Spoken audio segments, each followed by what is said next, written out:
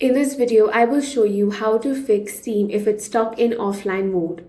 First, completely close Steam. On your desktop, look at the system tray in the bottom right corner, then right-click Steam icon and select Exit. Wait for a few moments to make sure Steam has fully closed.